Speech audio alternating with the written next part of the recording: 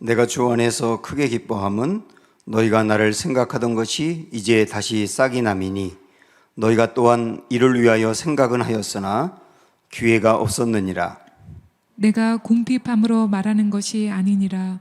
어떠한 형편에든지 나는 자족하기를 배웠노니 나는 비천에 처할 줄도 알고 풍부에 처할 줄도 알아. 모든 일 곧 배부름과 배고픔과 풍부와 궁핍에도 처할 줄 아는 일체의 비결을 배웠노라. 내게 능력 주시는 자 안에서 내가 모든 것을 할 수 있느니라. 그러나 너희가 내 괴로움에 함께 참여하였으니 잘하였도다. 빌립보 사람들아, 너희도 알거니와 복음의 시초에 내가 마게도냐를 떠날 때 주고받는 내 일에 참여한 교회가 너희 외에 아무도 없었느니라. 데살로니가에 있을 때에도 너희가 한 번뿐 아니라 두 번이나 나의 쓸 것을 보내었도다. 내가 선물을 구함이 아니요 오직 너희에게 유익하도록 풍성한 열매를 구함이라. 내게는 모든 것이 있고 또 풍부한지라. 에바브로 디도 편에 너희가 준 것을 받음으로 내가 풍족하니 이는 받으실 만한 향기로운 제물이요 하나님을 기쁘시게 한 것이라. 나의 하나님이 그리스도 예수 안에서 영광 가운데 그 풍성한 대로 너희 모든 쓸 것을 채우시리라. 아멘. 네, 감사 생각하는 날인데 여기 오늘 현장에 오신 분들 뿐만 아니라 가정에서 예배드리는 분들, 서로 가족들끼리, 또 교회에 있는 분들은 옆에 있는 분들에게 우리 감사의 마음을 전했으면 좋겠어요. 옆에 있는 분들은 친한 분들이잖아요. 1년 동안 함께해서 감사합니다 하고 우리 한번 같이 인사해 볼까요? 1년 동안 함께해서 감사합니다. 예, 그 마음을 제가 여러분에게 드리고 싶었습니다. 코로나 상황이 어려울 때도 우리 교회와 함께 하셔서 이제 감사를 드립니다. 우리 교회가 은강교회인데 은강이라고 하는 이름을 갖고 있는 교회죠. 이름이라고 하는 것은 정체성을 이야기합니다. 은강이라고 하는 이름도 우리 교회의 정체성이거든요. 은강이라고 하는 것은 은혜의 강물이 흘러간다거든요. 은혜의 강물이 흘러간다. 이게 은강인데, 원래 강이라고 하는 것은 사방에서 시냇물들이 모여 강으로 합쳐지고 또 합쳐진 그 물을 또 사방으로 흘려보내는 게 강이잖아요. 그래서 우리 교회 은강교회는 동서남북 사방에서 사람들이 이곳에 모여 함께하고 여기서 받은 은혜를 사방으로 흘려보낸다. 그게 우리 교회의 정체성입니다. 저는 이 추수감사주의를 이제 이틀 앞두고 감사절기를 맞이하면서 우리 교회의 이름을 다시 한번 생각하게 됐어요. 이번 주 여러분 특세도 하고 또 감사 노트도 적고 큐티하고 하면서 감사를 많이 생각했을 겁니다. 아마 여러 가지 감사가 떠올랐을 텐데 여러분은 무엇을 제일 감사하셨나요? 여러 개 있을 거예요. 저도 생각을 해봤습니다. 몇 개 중에 어떤 게 제게 참 감사로 다가왔느냐면 우리 교회 이름값을 조금 했구나 하는 게 참 감사했어요. 제가 장로님들하고 얼마 전에도 그렇게 나누었지만 제가 우리 교회에서 올해 이제 1년 동안 선교라든지 구제라든지 이 만원의 행복 헌금도 드린 것, 또 장학헌금 들여서 흘려보낸 것, 뭐 여러 교우들, 여러 지역에 있는 어려운 교회들 등등, 또 우물파기 이런 거 다 포함해서 1년 동안 얼마 정도의 그 물질을 이렇게 흘려보냈는가 했더니 1억 원이 넘더라고요. 지금 코로나 상황에서 굉장히 어려운 때인데 우리 교회 전체적인 예산이라든지 이런 크기라든지 이런 거로 볼 때 굉장히 많은 예산들을 우리가 이렇게 사방으로 흘려보냈구나. 동서남북에서 모여와 함께 예배드리고 헌금한 교우들의 그 은혜를 모아 동서남북 사방으로 흘려보냈구나. 이게 은강교회인데 그 일을 어려운 때에도 감당하게 된 게 정말 감사하다. 저에게 이런 감사가 다가왔거든요. 이 모든 게 우리 교우들의 헌금으로 이루어진 것들이었어요. 이렇게 은강, 은혜의 강물을 흘려보내는 것, 여러분 얼마나 중요한지를 오늘 말씀에서 다시 한번 깨닫게 됩니다. 이번 특세 기간에도 이 빌립보서 4장의 말씀을 가지고 집중적으로 말씀드렸지만 이번 기간 동안 언급을 안 했던 말씀 중에 10절이 있거든요. 우리 한번 10절을 보시면, 자, 같이 보세요. 시작. 내가 주 안에서 크게 기뻐함은 너희가 나를 생각하던 것이 이제 다시 싹이 남이니 너희가 또한 이를 위하여 생각은 하였으나 기회가 없었느니라. 여기 보면 이 바울이 현재 옥에 갇혀 있는 상황인데 그 옥에 갇혀 있는 상황에서 기뻐한다고 얘기해요.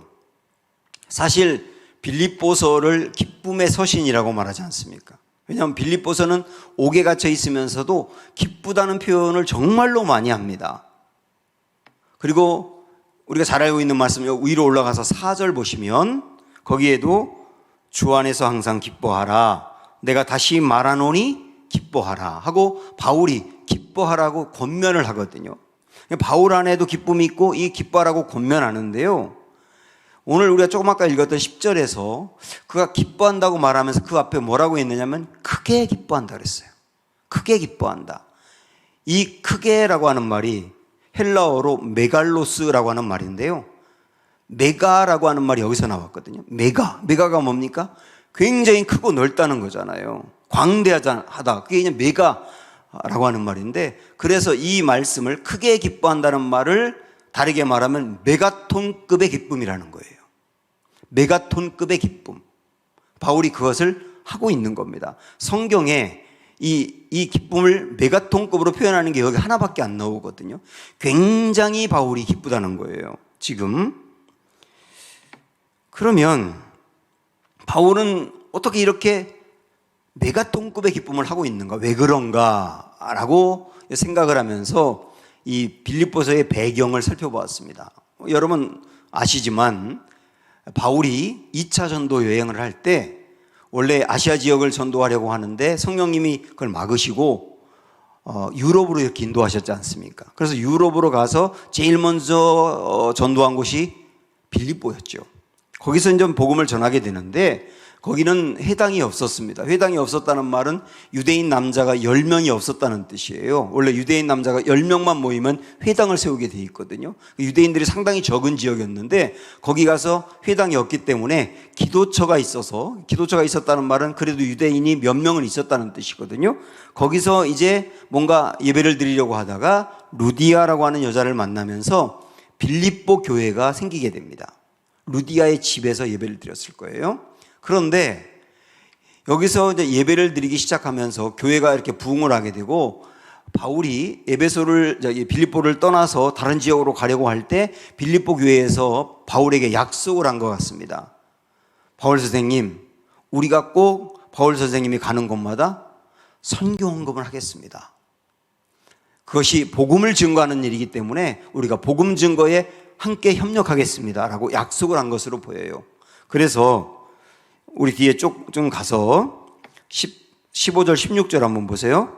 빌립보 사람들아 너희도 알거니와 복음의 시초에 내가 마게도냐를 떠날 때에 주고받는 데 일에 참여한 교회가 너희 외에 아무도 없었느니라. 이 빌립보 교회만 바울에게 선교헌금을 보낸 교회였다, 그런 얘기입니다. 16절 보면 데살로니가에 있을 때에도 너희가 한 번뿐 아니라 두 번이나 나의 쓸 것을 보내었도다. 이렇게 보내었거든요, 선교 헌금을. 그런데 바울이 데살로니가에 갔다가 베레아에 갔다가 아덴으로 갔다가 그리고 고린도로 가면서 계속 움직이다 보니까 이때 통신도 마땅치 않아서 이 빌립보 교회하고 두절된 것으로 보여요. 두절돼 가지고 더 이상 선교 헌금을 보내지 못했던 겁니다.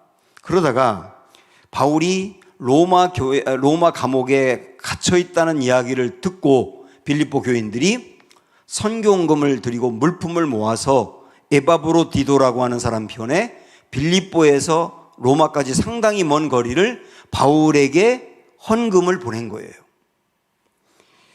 그 헌금을 바울이 받고 10절에 이렇게 얘기한 거거든요. 그런 생각을 갖고 한번 10절 다시 볼까요? 내가 주 안에서 크게 기뻐함은 너희가 나를 생각하던 것이 이제 다시 싹이 남이니 너희가 또한 이를 위하여 생각을 하였으나 기회가 없었느니라. 계속 헌금하려고 하는 생각은 있었지만 기회가 없어서 못하던 것을 지금 다시 하게 되어서 그거 생각하니 내가 메가톤급으로 기쁘다 이 말이에요. 그럼 바울은 빌립보 교인들이 바울에게 선교 헌금을 보낸 것 때문에 자기의 물질이 생겨서 이렇게 메가톤급으로 기뻐하느냐? 그건 아니잖아요.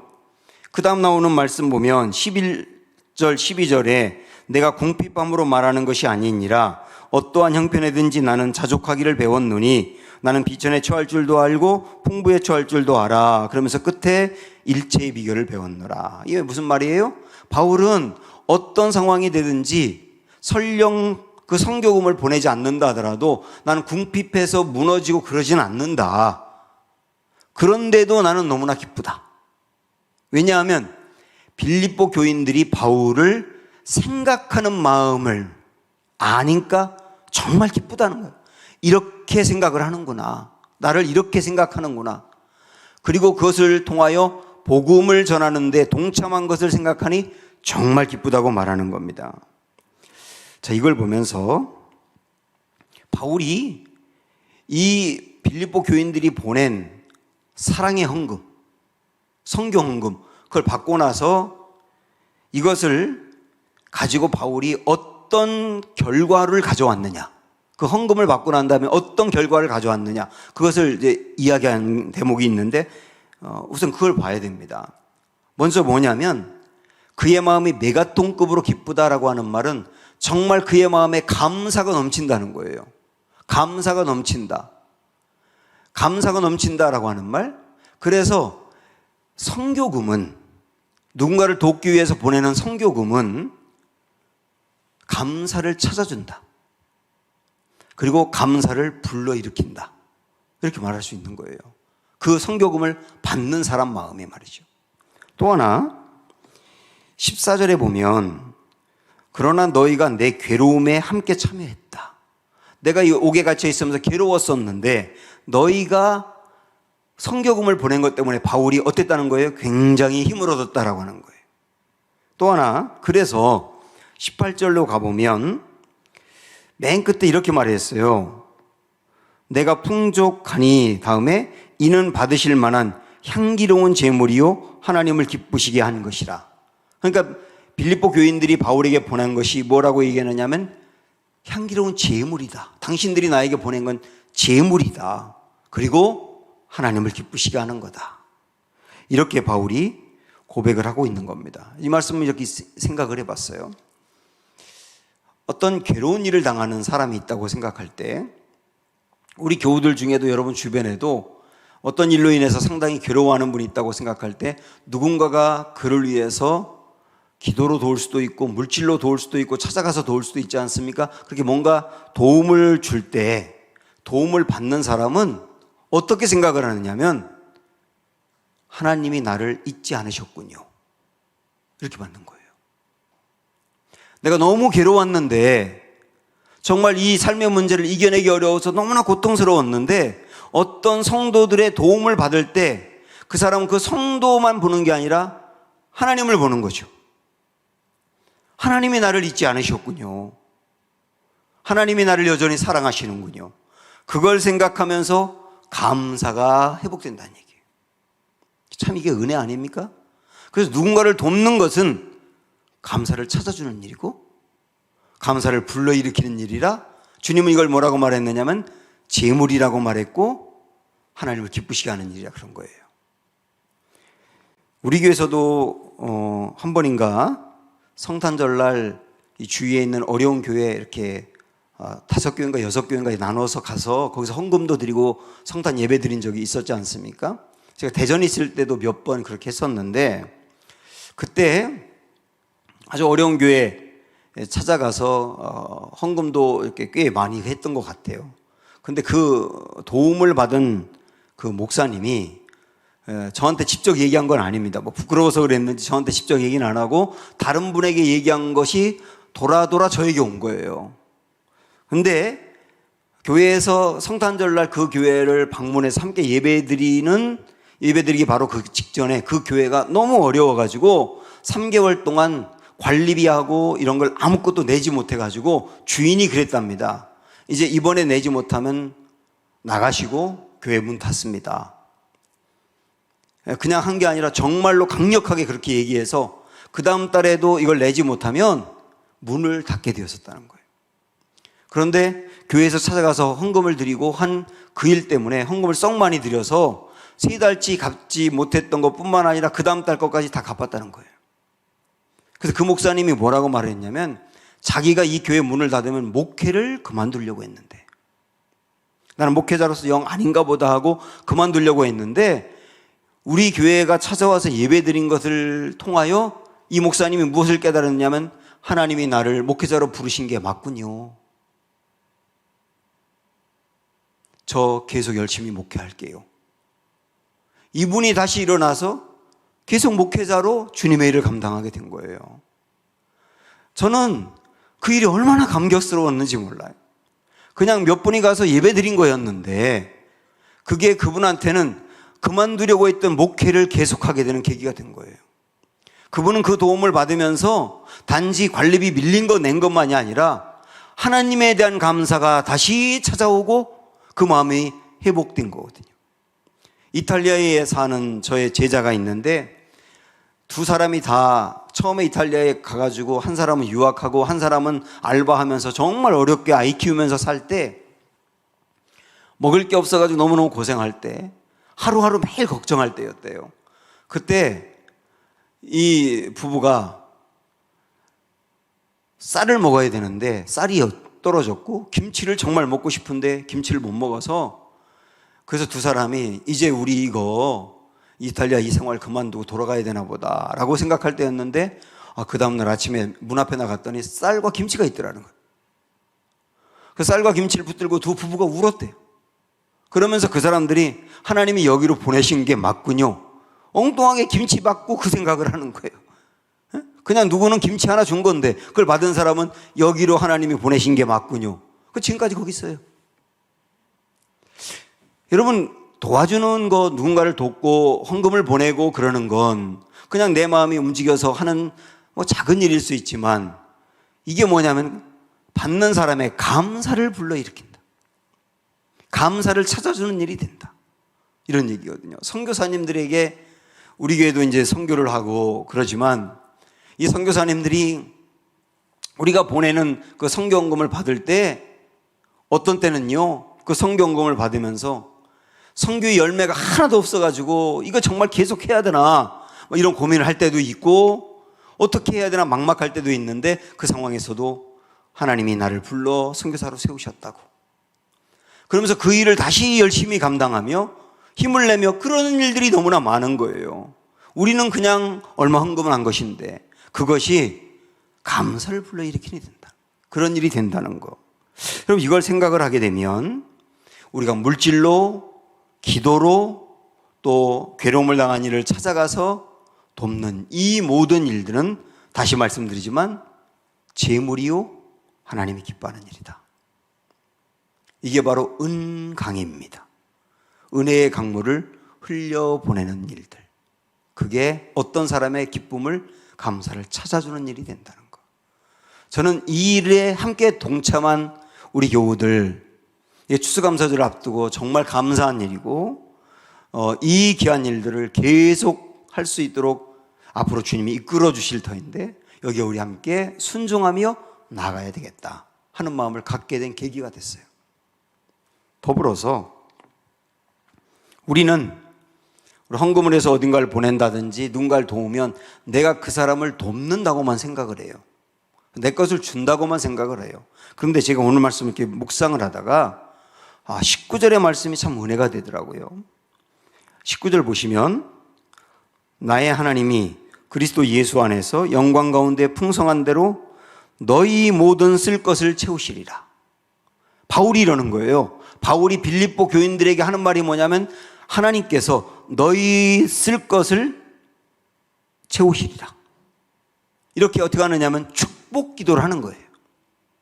바울이 빌립보 교인들을 위하여 축복 기도를 한다고요. 다시 말하면 하나님께 기도할 때는 하나님, 저 빌립보 교인들 빈궁한 중에도 이 헌금을 드려서 여기까지 저를 돕기 위하여 하나님의 복음 사역을 위하여 이 귀한 헌금을 했는데 그 헌금을 드린 저 빌립보 교회 교인들 하나님 그들이 꼭 쓸 것을 채워주십시오.